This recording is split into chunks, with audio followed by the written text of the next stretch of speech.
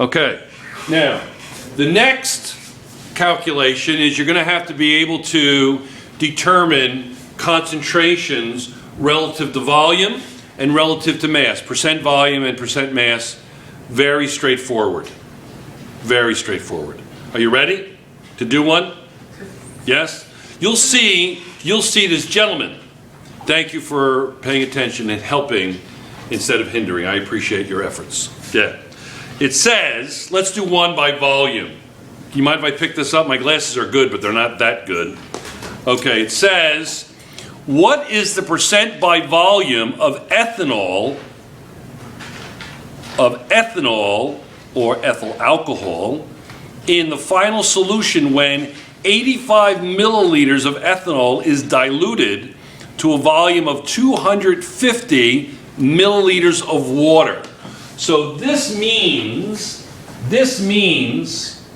volume of solute over volume of solvent. Doesn't that say that? Ethyl alcohol. Let's look at ethyl alcohol and see why it's soluble at all, okay? Does anybody know what ethyl alcohol is? Yes? Drinking alcohol. Yeah, drinking alcohol. It's actually still a poison. It's not really very good for you. But it's drinking. People drink it in whatever. Yeah, it's not good for you, but whatever. Anyway, people do it. You know. My grandfather lived till he was 91, and he used to have whiskey every day, but it's not good for you. It really is. Do you know that ethanol is a poison? It's not good for your body, but people do it. It's legal, whatever. When you dilute it, it becomes worse. Yeah, less poison is better, I suppose, but whatever. Why don't you go out and take some arsenic? I mean, that's a poison too, but people don't do that. That would be weird too, right? Yeah, exactly. Arsenic gives you really bad diarrhea. Just for FYI, Okay. So, ethyl alcohol looks like this.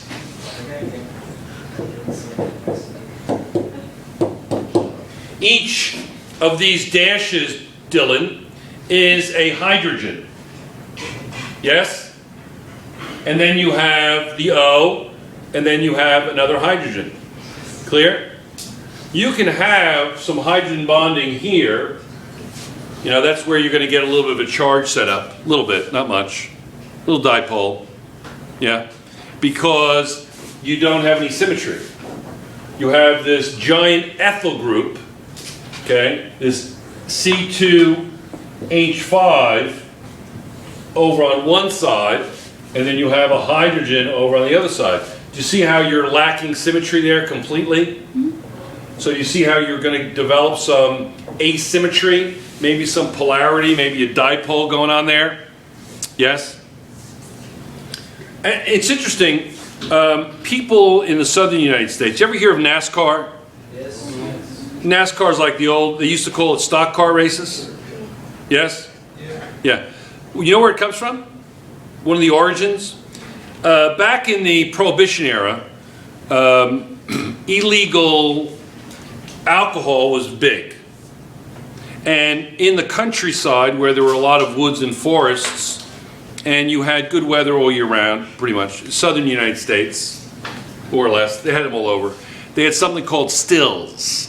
A still is, the word still is a slang for distillation.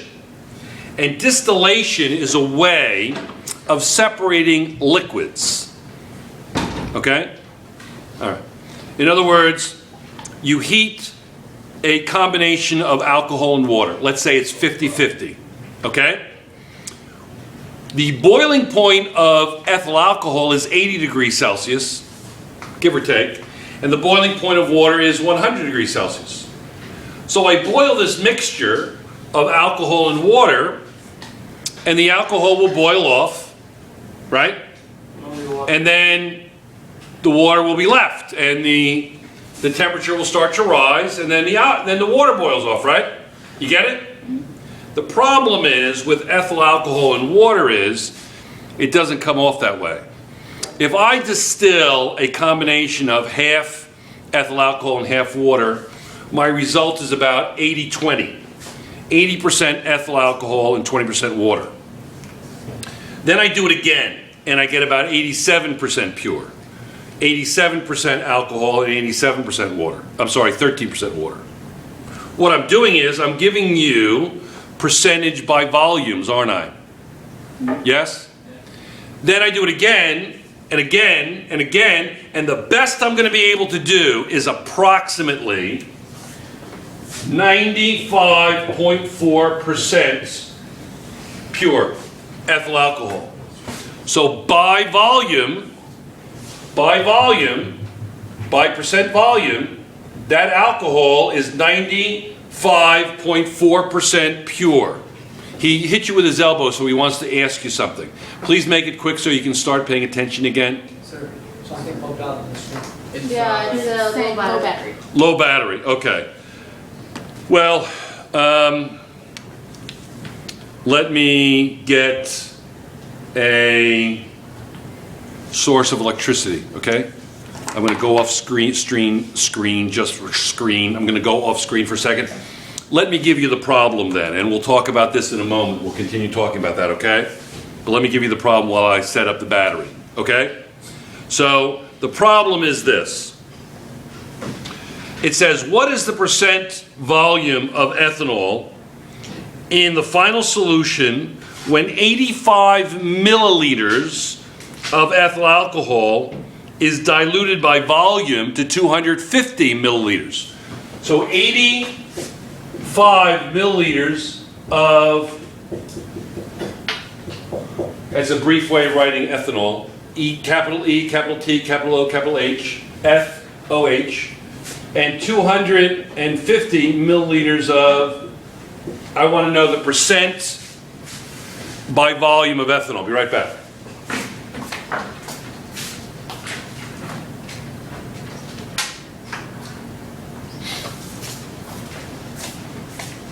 All right, we are cooking, man. We are on. Let's see, does this fit all the way up there? No, not yet. Not yet. Let's see, I'm going to move this slightly. Don't get dizzy. Too late.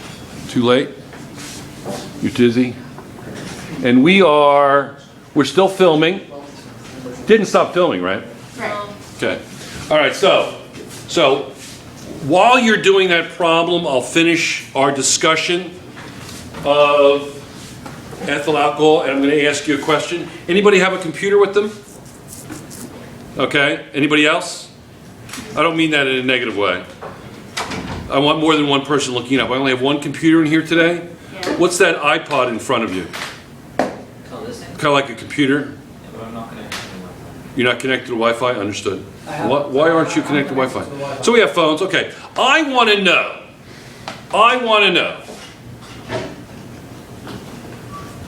know. How would you say that in Spanish? I want to know. Yo quiero comprender. Yo quiero. ¿Qué pasa? Saber. Yo quiero saber. Muy bien, saber. Because there's entender, saber, conocer. So you would say saber. Yo quiero saber. Mi español es peor que Tarzán. Yo no lo sé mucho, pero que yo lo sé, yo puedo hablar muy bien. ¿De acuerdo? ¿De acuerdo? ¿De acuerdo? ¿De acuerdo? ¿De acuerdo? ¿De acuerdo? ¿Qué pasa? ¿De acuerdo? De acuerdo y de acuerdo. ¿De acuerdo? Muy bien. ¿Sí? Sí. ¿Qué pasó? Un tren por la vía con elefantes, con gafas oscuros. ¿Entiendes? Oscuras. Oscuras. What did I say? Oscuros. Oscuros. ¿Qué es oscuros? Same but for Moscow, but- Sí, muy bien. Oscuras, gafas, oscuras. Sí, oscuras. Son peligrosos, ¿sí? ¿Entiendes? Son peligrosos. Yo tengo mucho miedo porque los elefantes tienen gafas oscuras. ¿Entiendes? Muy difícil. Los elefantes tienen gafas Elefantes. ¿Qué oscuras. pasa? ¿Qué pasa? Yes, Daniel is from, I don't want to get this wrong, he'll be very upset with me. Mexico. Did I get it? I have a lot of Hispanic students in here. I can't keep track of where they're from. Enzo, I keep thinking he's Hispanic, but he's actually French English.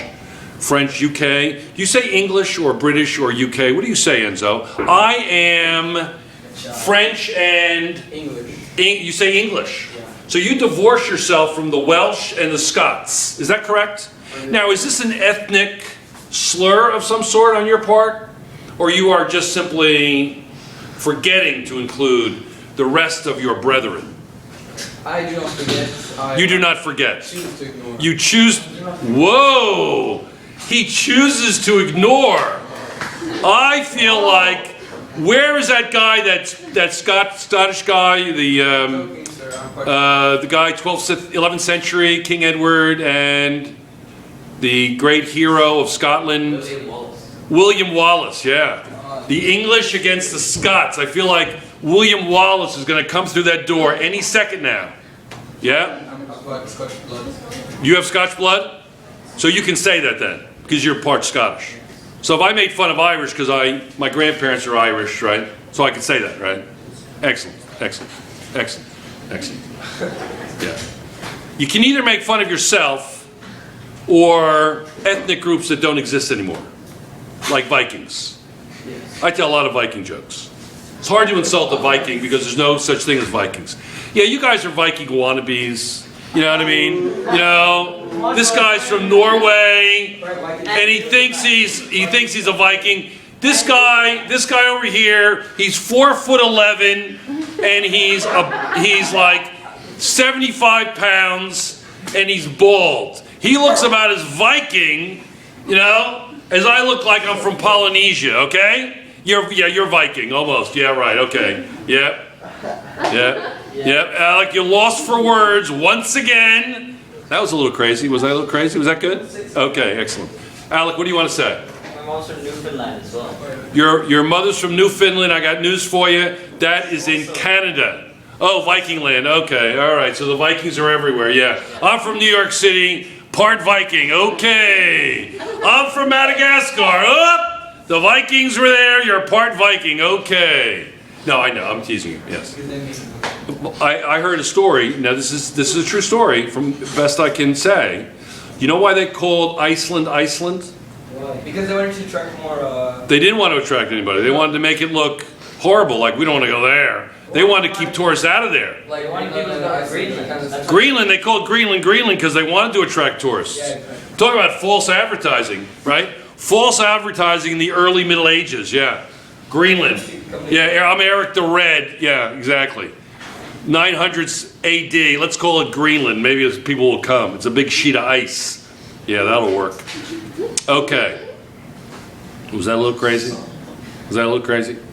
Notice I didn't insult anybody. Well, I did Alec, but he was just pretending to be a Viking, but that's okay. Pretend. I actually had my blood tested, Ancestry.com or whatever, and I have like 27% Scandinavian. I did look like a serious Viking. When I was younger, I'll show you a picture. My beard was like down to here, and my hair was down to here. I'm not even going to ask you what you said. And my hair, I looked like a crazy person. What'd you say? We don't want to repeat. What is that? What? Mustahil. I don't know what he just said, but Means impossible. Yeah. In Arabic. what is it? Impossible? What's impossible? Mustahil. But what's impossible? What did I say that's impossible? What is it? Like the Scandinavian thing. Well, it's DNA. I know you don't get out much, but DNA exists. It's in the cell, and you can determine through mutations in DNA where the blood came from. Absolutely. I'm not kidding. I'm being very serious. You search like on the internet, there's like a site or something which you search your family name or something and it shows like Yeah, you can do it by name, but in terms of mutations, it's pretty good. I mean, it depends on how much money you want to spend, but yeah, you can. Yeah, we did it on my mother's blood, and she was like considerably Finnish. Weird. Yeah. Do you know Finnish is like the language of Finnish is Uralic? That's like northern Siberia, north central Siberia. It's called Uralic, Ural Mountain region. People I know from Finland are kind of weird. That's really nice. Okay. So you just insulted the Finnish people. That's okay. Sir, would you insult? So anyway, Sorry. so what are we doing now? We got on a tangent here. What are we doing? Calculating percentile volume. So the ethanol, so I want you to look up for me what it means that you can't separate two liquids. You can't separate. So look that up on your computer. You can't separate. I'm going to have to cut some of that out. That was a little bit weird, but anyway. I'll put in the unedited version and the edited version, okay? So what does it mean when you can't separate two liquids? What does that mean? There's a word for it in chemistry. There's a word for it. So you can only get, and so this is my point. Immiscible? No, that's not the word. I'll give you a minute while we go back to the problem, but I'll just say this. This last bit of water, let's say here's the beaker of 100 milliliters, right? And we'll say we'll pretend we can see the water. We'll pretend we can see the water and that we can see the ethyl alcohol, okay? So here's the water down here, okay? Here's the water down here at the bottom of the beaker. And here is the ethanol, okay? Here's the ethanol, okay? And we see that, we actually can see the water. We're pretending we can see the water. How do we get the water out of there? In other words, how do we dry the ethanol? Well, the way you do it is you put in a hydrate. Remember what a hydrate is? A hydrate is something that's hygroscopic and absorbs water. Well, you take an anhydrous form of a hydrate, you put it in, and it soaks up the water. So it gets rid of the water. It actually dries out. So what you do is you put in a anhydrous version of a hydrate. This is the simple explanation. So this is really significantly chapters 15 and 16. So you take out the water by putting in an anhydrous salt. Anhydrous means you got rid of the water. So now I'm going to put that into the water and I'm going to let it literally soak up. And then an anhydrous salt, you want to make sure you pick an anhydrous salt, obviously, that doesn't do what? That's not going to dissolve. Right? And then you can have that. And you can do this because sometimes in industry, you want pure ethanol. Or in chemistry, or some kind of experimentation, you need pure ethanol. Not ethanol that's 3.5% water, but you want pure ethanol. Clear? Okay, what's the percent solution that we came up with by volume? 85 divided by 250 is simply what? 0.34. I need percentage. They say percentage, yes. What you use ethanol for in like industry? Yeah, I don't want to go into it very specifically, but ethanol could be a starting reactant for the production of a variety of organic substances. It's not just for drinking. I'm not being facetious or sarcastic. Ethanol is a chemical. I mean, in the world, by 2019, I think I read this yesterday to everybody. By 2019-ish, I read this somewhere, the world will spend approximately, or the big countries, the big industrial countries, will spend in excess of $33 billion on solvents. That's a lot of money. That's a lot of money. And ethanol is a solvent, as well as other things. But when you study organic chemistry, the combination of alcohol with other organic substances like ketones, esters, ethers, carboxyl acids will produce a variety of other compounds. I don't recall them all. I quite liked it, but ethanol, remember, ethanol, yes, you drink it, it's sociable if you're old enough and it's legal and you're legal, etc. However, be advised that ethanol is still a chemical used in industry. Make no mistake about it. Clear? Okay. It's also toxic. It's also toxic. Okay. So this is going to be, what is 85 divided by 250? 0.34. So percentage Is it 0.24? 0.34. 0.34. So this is 30 4%. So it's going to be 85 divided by 250 times 100 equals 34%. Yes? Now, what about this? How many grams of glucose are needed to make 2,000 grams of a 2.8% glucose solution? Okay, did you take that data down? Please take the data down because I'm going to ask you what it was when I do it on the board. Are you ready? How many grams of glucose, C6H12O6, how many grams of glucose, thank you for participating, Professor Enzo, appreciate that. How many grams of glucose are needed to make 2,000 grams of a 2.8% glucose solution? Okay? When would you have like a glucose solution like that? Where would that be? Where would that be? Where do you use this percent by volume and percent by mass? Where would you see that? In the streets. Where would you see that?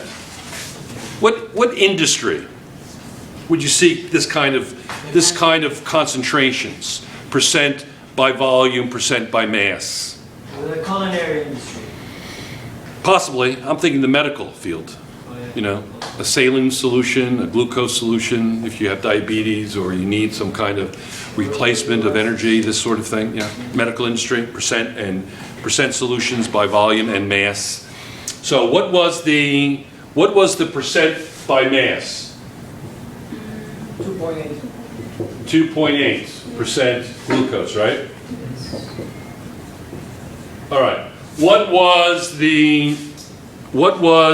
else was given? 2,000. What was that? Grams. What is it? 2,000. 2,000 grams of what? Water. Massive solution.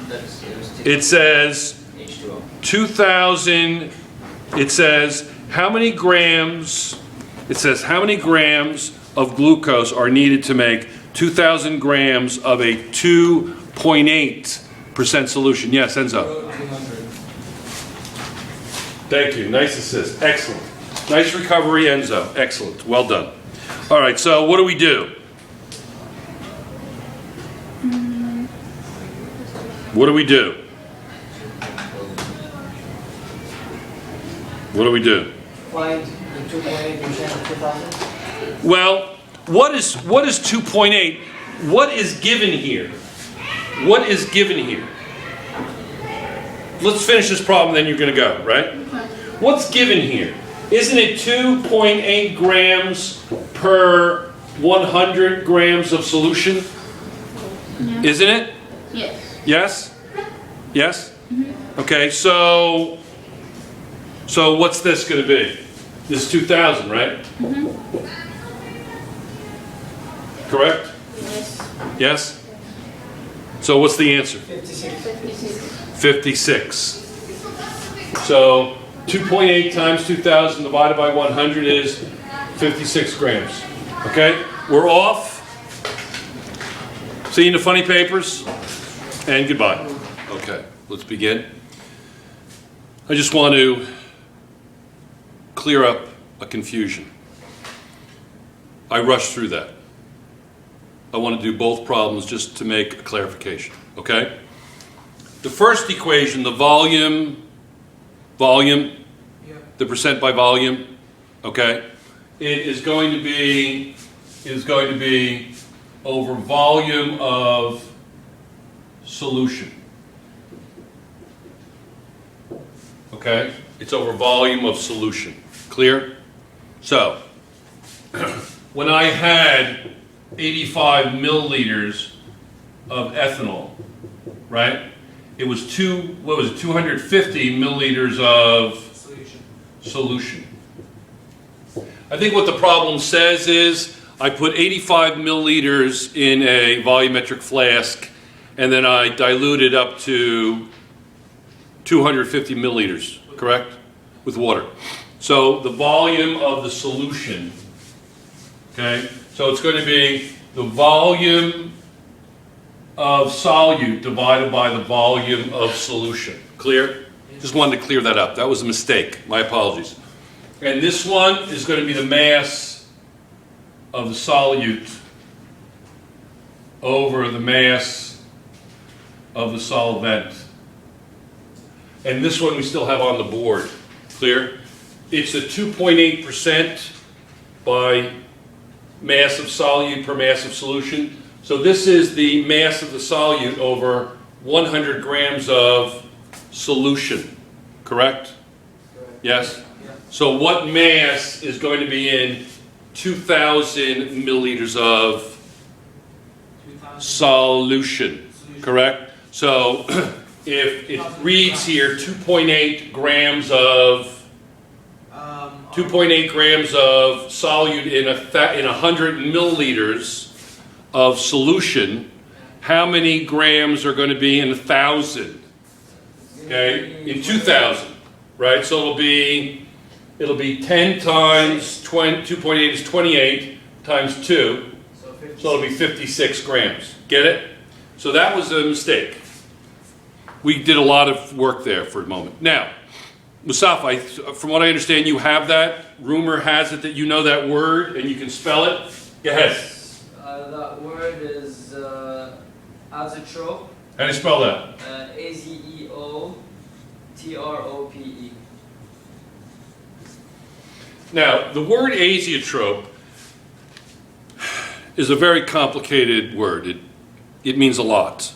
Okay? If you look that up in a journal of physical chemistry, you'll find out much more than you ever cared about. But the point is this. It's not what is an azeotrope, it's what is a combination of ethyl alcohol and water.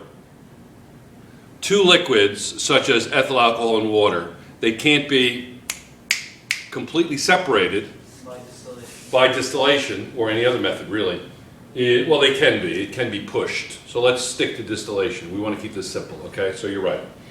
An azeotrope is two liquids that can't be separated. Alcohol and water. Let's keep this simple. You ready? A solution of alcohol and water is an azeotrope. Clear? Are we done? Finished? Excellent.